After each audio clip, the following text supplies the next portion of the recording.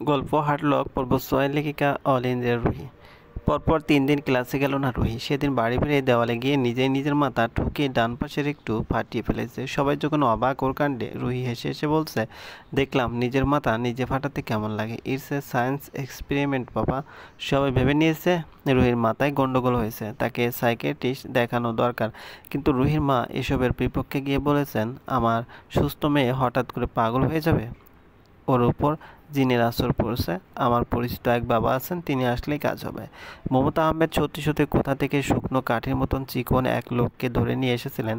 মাথায় জটলা চুল, মোটা মোটা গোপের আড়ালে মোটা ঠোঁট আড়াল হয়ে আছে, চোখ দুটো লাল বর্ণের, মনে হয় ২৪ ঘন্টা বেটা গাঁজা খেয়ে বেড়ায়। তাকে দেখে রুহির পেটে খিল ধরানো হাসি পেয়ে গেল। রুহি হাসতে হাসতে মুখ ফুঁচকে বলে ফেলল, এ তো রিয়েল গাঁজাখোর মা। তারপর লোকটার দিকে ঝুঁকে প্রশ্নবিদ্ধ চোখে তাকিয়ে আগ্রহ নিয়ে জিজ্ঞেস করলো, আঙ্কেল, গাঁজার পাশাপাশি আর কি কি খান? এসব খেতে কেমন? আমার না খুব খাওয়ার শখ জানেন, কিন্তু পাবো কই এসব? আমাকে সাপ্লাই দিতে পারবেন? টাকা যা লাগে দেব।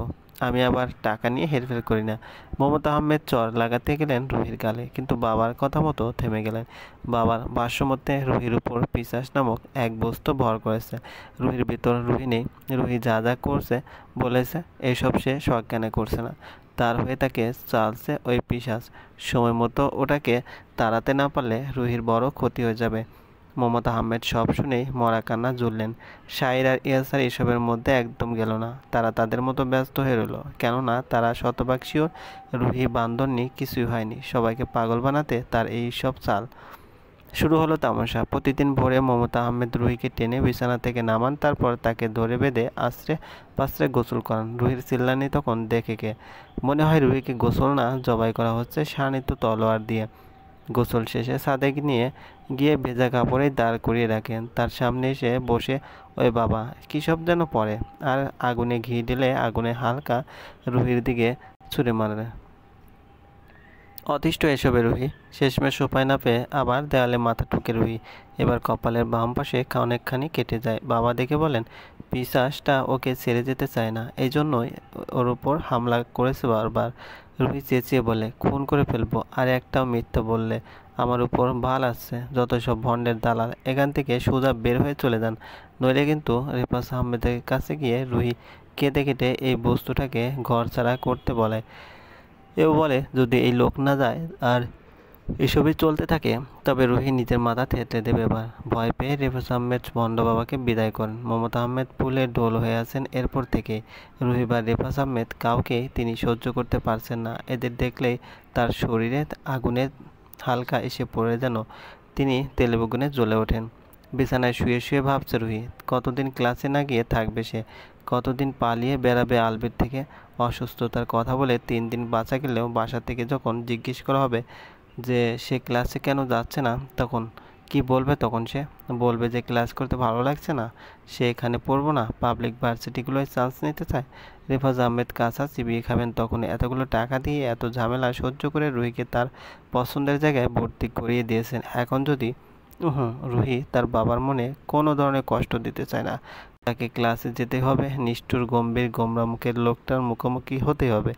আলবি যদি তাকে জিজ্ঞেস করে সেদিনটার ব্যাপারে, তবে রুহি মাথা নত করে ক্ষমা চেয়ে নেবে, বলে দেবে তার মাথা খারাপ, মাঝে মাঝে এরকম পাগলের কাজকাম সে করে বেড়ায়।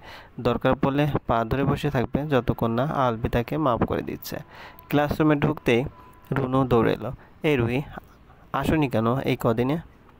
আমি তোমার সাথে যোগাযোগ করতে চেয়েছিলাম, কিন্তু তোমার কোনো নাম্বার তো আমার কাছে নেই। রুহি নিজের ডেস্কে গিয়ে বসতে বসতে জবাব দিল, শরীর ভালো ছিল না। হঠাৎ যেন খেয়াল করলো এমন ভঙ্গিমায় রুনু বলে উঠল, ও মা, এটা কি তোমার মাথায় ব্যান্ডেজ কেন? কী হয়েছিল? তেমন কিছু না, দেওয়ালে মাথা ঠুকে ফাটিয়ে ফেলেছিলাম। কি? রুনু বিস্ময় নিয়ে তাকালো। এই কয়দিন যা পড়াইছি আমাকে একটু নোট দিতে পারবে? তার রুহির গলার বিমর্ষ শোনালো। কিছুই যে ভালো লাগছে না তার। রুনু ক্ষণকাল চুপ করে থেকে বলল, পারবো, কিন্তু তোমার মাথার ব্যাপারটা বাদ দাও না। গলায় জোর দিয়ে বলল রুহি।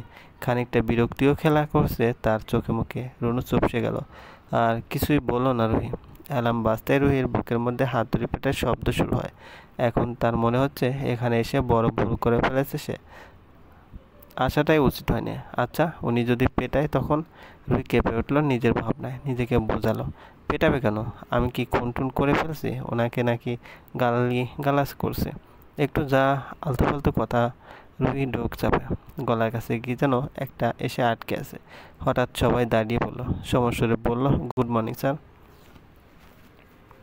রুহি থতমত খেয়ে উঠে দাঁড়ালো। গুড মর্নিং বলতে গিয়ে ঠোঁট নাড়ালো শুধু। মানুষটার দিকে তাকাতে গিয়েও চোখ নামিয়ে ফেললো।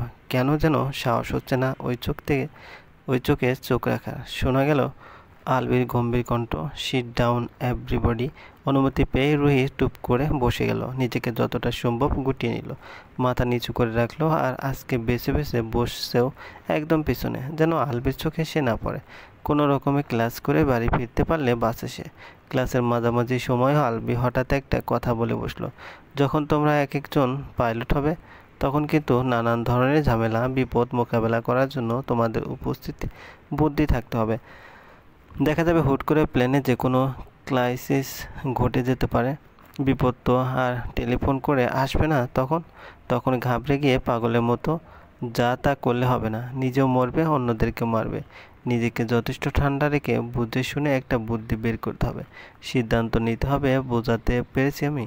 কথার ফাঁক দিয়ে আলবি রুহির দিকে তাকালো। রুহি তাকিয়েছিল, ডোনার চার চোখ এক হতে রুহি জটকে গেল।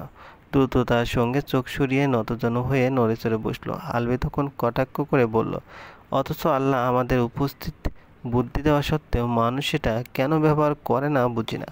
মাঝে মাঝে মানুষ এমন আজব আজব কাহিনী করে বসে, মনে হয় তখন মাটিতে মিশে যাওয়া এর চেয়ে ভালো বোধ হয়। মানুষ তো উল্টাপাল্টা আচরণ করে খালাস, অথচ যার সাথে করে সে কেমন বোধ করে তা কেউ খতিয়ে দেখতে আসে না। অপমানে রুহির মুখ থমথমে হয়ে উঠল। তাকে উদ্দেশ্য করে বলা প্রতিটা বাক্য শব্দ রুহির চেহারা ফিকে দেখালো। অবশ্য করে দেওয়া মন খারাপ তার বুক চেপে ধরল। রুহি সশব্দে একটা দীর্ঘশ্বাস ফেলে নিজের অনুতাপ কিছুটা কমাতে চাইল, কিন্তু দীর্ঘশ্বাসে কি অনুতাপ কমে? ক্লাস শেষে গুটি গুটি পায়ে একতলায় নেমে দাঁড়িয়ে রইল রুহি। তার মন বলছে আজও ডাক পড়বে তার। ক্লাসে আসার আগে সে সিদ্ধান্ত নিয়েছিল ক্লাস শেষ করে ছুটে পালাবে এখান থেকে, অথচ এখন পা যেন চলছে না। বুকের মাঝে কিছু একটা খসখস করে ক্রমাগত ক্ষতবিক্ষত করে তুলছে। অনেকক্ষণ কাটলো, সবাই চলে গেল। রুনু এসে রুহিকে এভাবে দাঁড়িয়ে থাকতে দেখে জিজ্ঞেস করছিল, এখানে এভাবে দাঁড়িয়ে কেন? রুহি জানিয়েছে কাজ আছে তার। রুনু তাকে ঘাটায়নি, সে বুঝে গিয়েছে কোনো এক অজানা কারণে রুহি তার সঙ্গে পছন্দ করে না। একতলার পুরো লন ফাঁকা। রুহি আগে পিছে তাকালো, কেউ নেই। নিস্তব্ধতায় প্রগাঢ় হয়ে উঠেছে চারপাশ। রুহির বুকের পাড়ে মন খারাপের বড় বড় ঢেউ আসছে পড়ছে। কেউ যে খারাপ লাগছে তার, কান্নাও পাচ্ছে একটু একটু। যেদিক দিয়ে আলবি এসে ডাকতো তাকে, সেই পথের দিকে তৃষ্ণাতুর দৃষ্টিতে তাকালো। তারপর দীর্ঘশ্বাস ফেলে সেই পথ ধরল। আসতে পারি স্যার? জনতা মেশানো আকস্মিক কথায় আলবি চমকে মুখে তুলে তাকালো। সেন্টার টেবিলে কাগজপত্রে সরাসরি সেসবই চোখ খেতে বসেছিল আলবি, তাই হুট করে কারো কথা শোনায় সামান্য চমকেছে সে। রুহিকে দরজায় মাথা নত করে দাঁড়িয়ে থাকতে দেখে আলবির গোমরা মুখ আরও গোমরা হয়ে উঠল। গম্ভীরভাবে সে অনুমতি দিল, আসো। বসার পা দুটোকে টেনে টুনে ভিতরে ঢুকালো রুহি। টেবিলের সামনে গিয়ে দাঁড়ালো, মাথাটা এতই নিচু করে রেখেছে যে ঘাড় থেকে ছিঁড়ে পড়ে যাবে যে কোনো মুহূর্তে। এভাবে খাম্বার মতো দাঁড়িয়ে আছো কি জন্য? প্রশ্ন করে আলবি। রুহি কেঁপে ওঠে, মিনমিনিয়ে জবাব দিল, আসলে আমি সরি বলতে আসছি। কেন? সেদিন যে আপনার সাথে উল্টাপাল্টা আচরণ। আলবি একটু হাসলো। সেসব মনে আছে তোমার? আমি তো ভেবেছি ভুলে গেছো। 3 দিন আসলে না, ঠাট বজায় রেখে বাসায় বসেছিল।